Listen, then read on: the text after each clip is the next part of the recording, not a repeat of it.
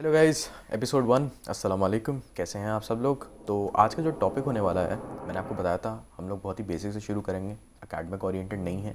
इसके मैं नहीं जानता नोट्स क्या बनेंगे, बट अगर मुझे कभी जहन में आया कि इसका कोई नोट बन सकता है तो मैं आपको बता दूंगा, या आपको मैं थोड़े रिसोर्सेज डिस्क्रिप्शन बॉक्स में बाद में अपडेट करूँगा।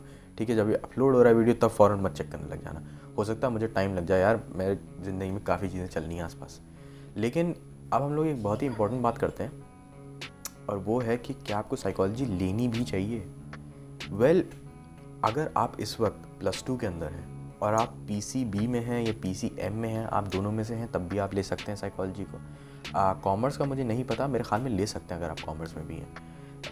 लेकिन अगर आपको साइकोलॉजी लेनी है तो आप अपने आप से बहुत जेन्युइनली पूछे क्यों, why psychology, right. Whimsical decision मत लेना, इमोशंस पे आके बहुत ज़्यादा डिसीजन मत लेना। ये चीज़ मेरे फादर ने मुझे समझाई थी कि बेटा तुम नीट को छोड़ तो रहे हो, मेडिसिन छोड़ रहे हो, लेकिन don't do it just because you are feeling it in the moment, है ना। वो बहुत ही डिसेप्टिव फीलिंग होती है। दुनिया में आप कोई भी मोटिवेशनल वीडियो देखोगे ना, वो आपको यही बताएगा कि do what you feel is right and do what you think is right. तो what you think and what you feel changes from time to time. So the best exercise, ये मतलब मैं कहता हूँ ना कि अरे यार कोई पेन और पेपर नहीं है, मतलब ये मैं कहता हूँ ना, अगर लोग इसे बस फॉलो कर लें, उनकी ज़िंदगी की, मुझे लगता है personally after trying this out, कि उनके कम से कम नहीं तो 70% प्रॉब्लम्स हल हो जाएंगी। Okay, so this is how it starts. ये लैब की कॉपी का पेपर फटा हुआ पड़ा हुआ है, just the things you find on my desk, right. तो you get a paper like this. अब इस पेपर पे आप लिखना शुरू करें कि क्वेश्चन क्या है, क्या सब्जेक्ट चूज़ करूँ, ये आपने चूज़ कर लिया।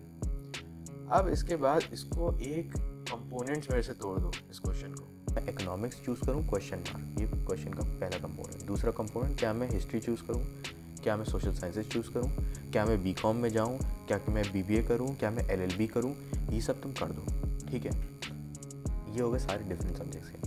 हर सब्जेक्ट का तुम लिखो कि मैं क्यों ये करना चाहूँगा, है ना।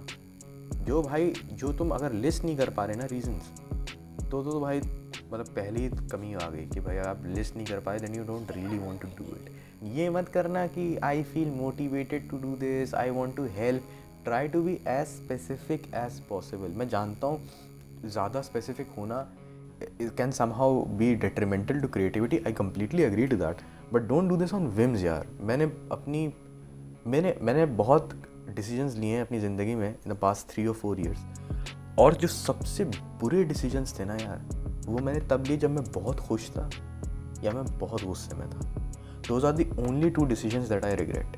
उसके सिवा अल्हम्दुलिल्लाह हर डिसीजन के अंदर I have been level headed कि हाँ मैंने ठीक डिसीजन लिया यार।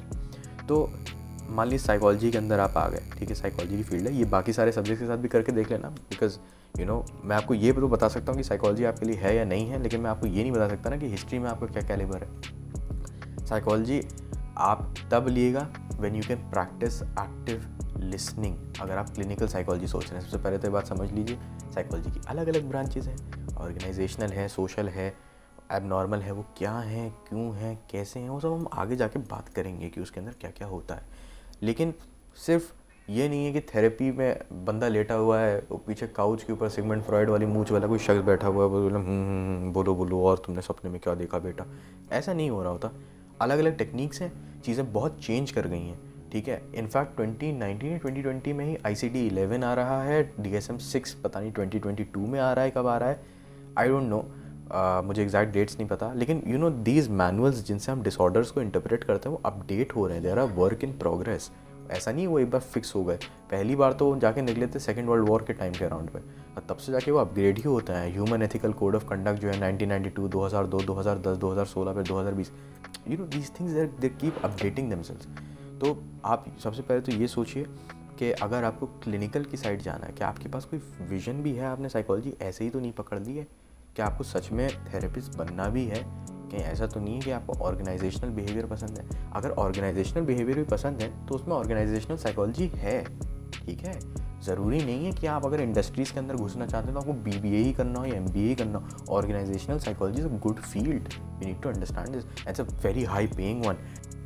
सारी चीज़ें अलग अलग हैं। तो वंस यू हैव डन कि मैं क्यों करना चाहता हूँ, देन यू राइट क्या मैं इसमें अच्छा हूँ, am I good at it, that's very interesting. क्या मुझे आइडियाज़ में इंटरेस्ट है, can I devote my time in something that I am interested in. क्योंकि काफ़ी लोग होते हैं वो बोलते हैं भाई मैं इंटरेस्टेड तो बहुत हूँ, मुझे डिवोट नहीं कर पाता मैं घंटे।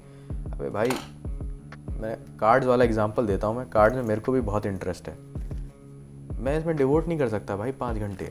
मैं नहीं हूँ शिनलिम, मैं कैसे समझाऊँ तुम्हें, मैं नहीं कर सकता, ये मेरी हॉबी है। ये किताबें मुझे भी पढ़ना बहुत ज़्यादा पसंद है, लेकिन मैं चाहूँ कि मैं प्रोफेशनल बुक रिव्यूअर बन जाऊँ तो ये नहीं कर सकता ना। मैं प्रेमचंद की कहानियाँ रखी हुई ऊपर पढ़ रहा था, नहीं करना ना। तो ये एक अपनी चीज़ है, पढ़ाई एक अपनी अलग चीज़ है, दोनों को अलग अलग रखें। मैं बहुत अनरोमांटिक इंसान हूँ, मैं जानता हूँ, बहुत ड्राई चीज़ें बोल रहा हूँ मैं आपको, बट यार अभी दिल पे थोड़ी लग रही होंगी, बाद में बहुत हेल्प करेंगी। तो आप पहले देखिए, am I actually good at it, can I denote some time, can I devote some time to it. उसके बाद जब आप में ये हो जाए ना, how are you going to decide if you are good at it.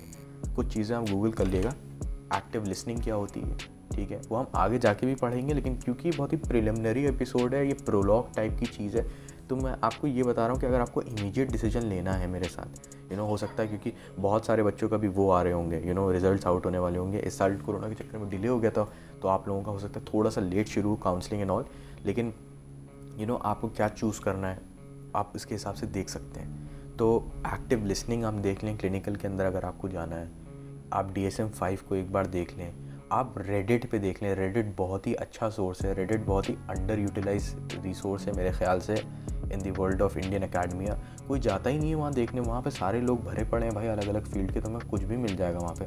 कोरा से 100 टाइम्स बेहतर मुझे लगता है Reddit personally, no offence to anybody who loves Quora, but मुझे बहुत बेहतर लगता है।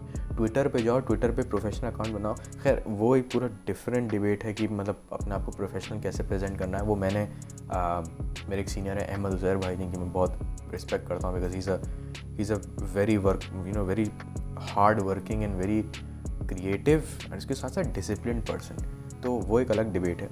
लेकिन आप पहले ये देखो कि are you good at it, तो उसके अंदर एक्टिव लिसनिंग आ गया, उसके अंदर मान लिया आपने DSM-5 देख लिया, चाइल्ड परसेप्शन टेस्ट आप देख लें, या फिर मायर्स ब्रिग्स टेस्ट के बारे में पढ़ लें, पर्सनैलिटी के बारे में सरसरी निगाह बता लें।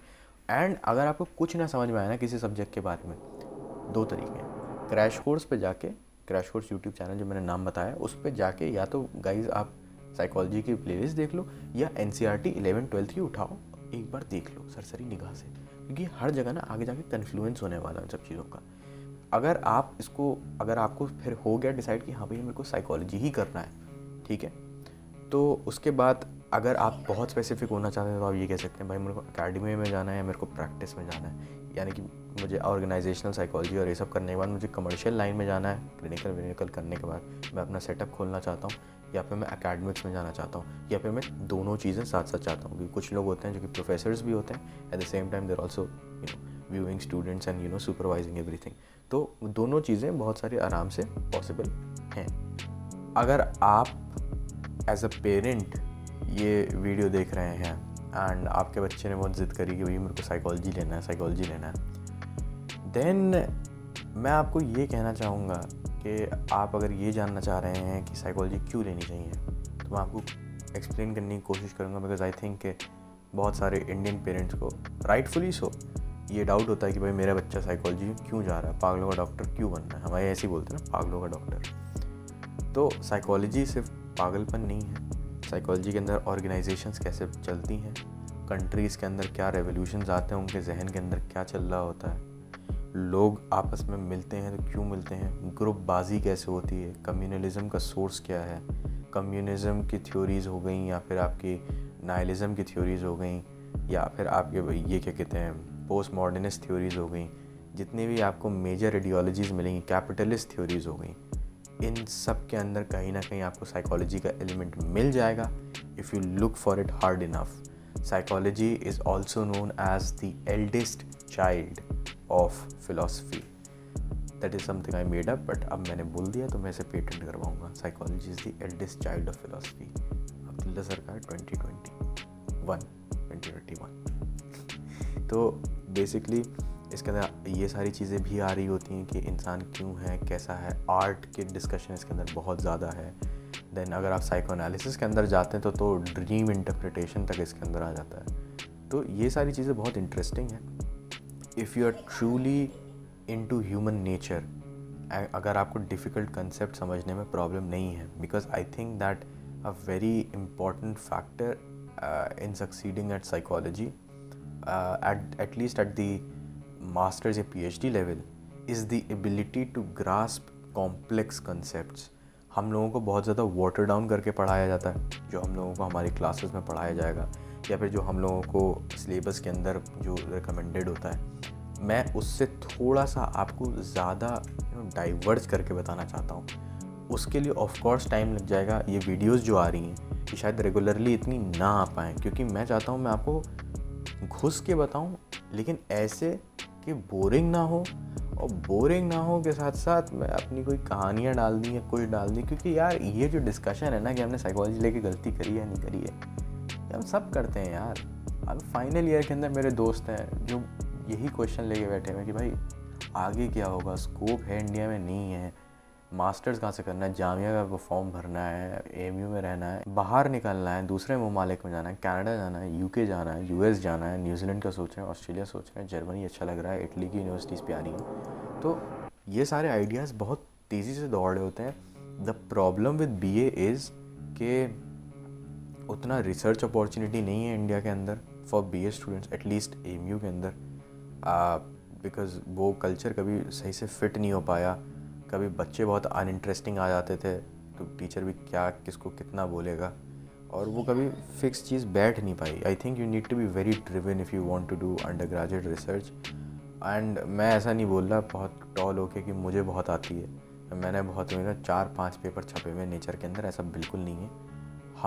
मैं बहुत ही बुरी तरीके से डेटा कलेक्ट करा, बहुत ही बुरा क्लीनिंग हुई, फिर उसमें मदद मांगी लोगों से, है ना. तो लेकिन उसमें सीखने को मिला ना. तो एज लॉन्ग एज आप सीख रहे हो ना, everything is fine. As long as आप सीख रहे हो, एवरीथिंग इज़ फाइन. फेल हो जाओ चाहे, ठीक है, चाहे फेल हो जाओ, बैक आ जाए, लेकिन तुमने अगर कुछ सीखा ना, देन फिर उसे अप्लाई करो. ऐसे मत लेके बैठ जाओ. मेरी ज़िंदगी में लॉस नहीं है. अब मैं चैनल पे क्या बोलूँ, मेरे दोस्त जानते हैं यार मेरा क्या हाल था, ठीक है. मेरे सिर्फ दोस्त जानते हैं जो मतलब मुझसे बहुत क्लोज़ हैं, जिन लोगों को मेरे बारे में पता है, वो जानते हैं कि UDLC का जब मैं सेक्रेटरी था तो मेरी मेंटल हेल्थ का क्या हाल हो रखा था उस वक्त, या फिर उससे पहले जो चीज़ें हुई हैं मेरे साथ वो क्या हुई हैं, और उसके बाद मैं क्या रिकवर हुआ हूँ तो कैसे रिकवर हुआ हूँ. इस्लाम के अंदर जब मैं घुसा हूँ तो मैं कैसे घुसा हूँ. वो चीज़ें ऐसी हो मेरी फैमिली को पता है, या तुम लोगों को नहीं पता होगी, यूजुअली मेरे दोस्तों को पता है यार वो चीज़ें. तो मेरे भी बहुत सारे लॉसेस रहे हैं, लेकिन आप उठिए, हैव अ फ्रेंड सर्कल, अच्छे से उसे लेके चलिए.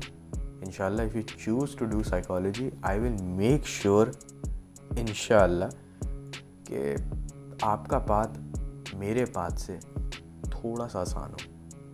But at a promise is कि आप अपनी आने वाले जो नेक्स्ट जूनियर्स होंगे, अगर आप फर्स्ट ईयर में हैं या आप ज्वाइन करने वाले हैं, तो जो नेक्स्ट जूनियर्स होंगे उनको ये वीडियो नहीं शेयर कर देंगे, उनको एक्चुअली आप जाके हेल्प करेंगे, उनको बताएंगे.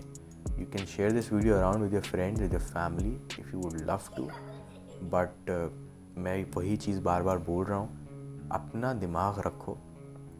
The most important thing in any subject is going to be discipline. मैं इस चीज़ को बहुत रिग्रेट करता हूँ कि मुझे डिसिप्लिन की इम्पोर्टेंस 2020 के बीच में समझ में आई, और वो कैसे आई वो भी एक कहानी है जो मैं किसी दिन वीडियो के अंदर यार शेयर करूँगा. कहानियाँ बहुत है मेरे पास, क्योंकि एक्सपीरियंसेस को मैंने बहुत विविडली जिया है, एंड मैं उसके बारे में सोचता फिर बहुत अच्छे से हूँ अल्हम्दुलिल्लाह. की आदत है ना ओवर थिंकिंग की, ज़्यादा हो जाता तो प्रॉब्लम हो जाती, लोचा हो जाता दिमाग के अंदर, लेकिन सही बैठ गया ना तो बहुत सही इन्फ्रेंसेस आप डिराइव कर सकते. तो मैं डिसिप्लिन की पावर सिर्फ 2020 के बीच में समझ पाया, और तब से मैं रिग्रेट करता हूँ कि यार अगर मैंने BA के डे 1 से अगर मैंने इतना डिसिप्लिन कर रखा होता तो भाई मैं कहीं और ही होता. मेरा शायद पक्का सिलेक्शन कहीं हुआ हो रखा होता, मेरे कितने पेपर होते, क्या कॉन्फ्रेंस में नाम होता, क्या दिमाग के अंदर घुसा होता. आज वो सब चीज़ें नहीं हैं. मैं थोड़ी सी रिग्रेट रखता हूँ, लेकिन फिर मुझे इस बात का चैन है कि चलो अल्हम्दुलिल्लाह अब मैं गलती तो कम से कम रिपीट नहीं करूँगा. तो ये एटीट्यूड लेके अगर आप साइकोलॉजी के अंदर आना चाह रहे हैं, you are most welcome to my field. And आपको बहुत सारे लोग मिलने वाले हैं. It's going to be an amazing journey for you. And you can always reach out to me, abdullah.haider@gmail.com. I try to reply to all the mails that I get. मुझे अभी भी आते हैं लोगों के. एडमिशन से रिलेटेड मैं इतना नहीं जानता. मैं एडमिशन प्रोसीजर में एडमिशन सेक्शन ऑफिस तो हूँ नहीं, लेकिन टिप्स ट्रिक्स आगे क्या सीन है, कहाँ आप जा सकते हैं, वो मैं आपको बता सकता हूँ. यूपीएससी के बारे में मैं ज़्यादा नहीं जानता हूँ. मैंने कभी ट्राई नहीं किया भाई. मैं हाथ जोड़ के बोल रहा हूँ, मुझसे यूपीएससी के क्वेश्चन पूछना बंद कर दो भाई. मेरे को नहीं पता, मुझे नहीं आता. यूपीएससी में एक अलग लेवल का डेडिकेशन इज़ रिक्वायर्ड. डेडिकेशन हर चीज़ में चाहिए होता है वैसे, बट यूपीएससी को हमारे यहाँ ऐसे जज करा जाता है कि वो बहुत ही अल्टीमेट लेवल डेडिकेशन चाहिए. But I think if you need to be good at anything, you need an ultimate level का ही डेडिकेशन. चाहे आप झाड़ू लगा रहे हो, पोछा लगा रहे हो, आप नाली साफ़ कर रहे हो, आप बाल काट रहे हो, आप क्या कहते हैं कंपनी चला रहे हो, आपको डेडिकेशन और डिसिप्लिन की ज़रूरत है. एंड डिसिप्लिन ना मोटिवेशन पे नहीं काम करता, डिसिप्लिन काम करता है ड्राइव पे. You need to have a why. And तभी मैंने आपको ये पेपर पे लिखवाया कि भाई आप तुम बोलो कि तुम्हें क्या सब्जेक्ट चूज़ करूँ. That's your main question. सब क्वेश्चन में डिवाइड करो. मैं क्यों करना चाहता हूँ. जितनी लंबी लिस्ट होगी ना, उतना ही हायर चांस होगा कि आपकी ड्राइव मेंटेन्ड और सस्टेन्ड रहेगी. लंबा वीडियो हो गया यार, पहला वीडियो था, लेकिन I wanted to clarify this a bit more. So take care. अगले बारे में मिलते हैं यार.